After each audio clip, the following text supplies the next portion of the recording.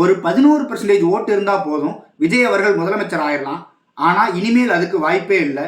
TVK 234 தொகுதியிலையும் தனித்து போட்டியிட்டால் குறைஞ்சது 16.4% இருந்து அதிகபட்சம் 24.6% வரைக்கும் வாக்குகள் வாங்கலாம் அப்படின்னு சொல்லிட்டு நான் கெஸ் பண்ணியிருக்கிறேன். ஆனால் அவங்களுக்கு ஆட்சி அமைக்க கூடுதலாக 8லிருந்து 11% ஓட்டு வந்து தேவைப்படும். அது கூட்டணியால் மட்டுமே சாத்தியப்படும்.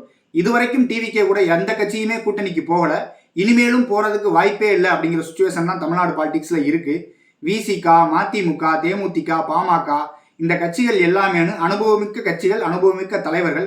ஆனாலும் விஜய் அவர்களின் அரசியல் வருகையை வந்து இவங்க எல்லாருமே தப்பா கணிச்சிட்டாங்களோ அப்படின்னு சொல்லிட்டு எனக்கு தோணுது. இவங்க எல்லாருக்குமே தமிழ்நாட்டில் அவங்க கட்சியை வாக்குகள் ரீதியா வளர்த்து கொள்ள விஜய் ஒரு கருவியா இருந்திருப்பாரு. ஆனா அவர் கூட கூட்டணிக்கு போகாம இவங்க மிஸ் பண்ணிட்டாங்க இந்த எலெக்ஷன்ல. கண்டிப்பா எலெக்ஷன் ரிசல்ட் அன்னைக்கு விஜய் அவர்கள் வாங்கக்கூடிய ஓட்டு சதவீதத்தை பார்த்து இந்த எலெக்ஷன்ல கூட்டணி விஷயத்துல நம்ம தப்பான முடிவை எடுத்துட்டோமே அப்படின்னு சொல்லிட்டு கண்டிப்பா இவங்க ஃபீல் பண்ணுவாங்கன்னு நான் நினைக்கிறேன்.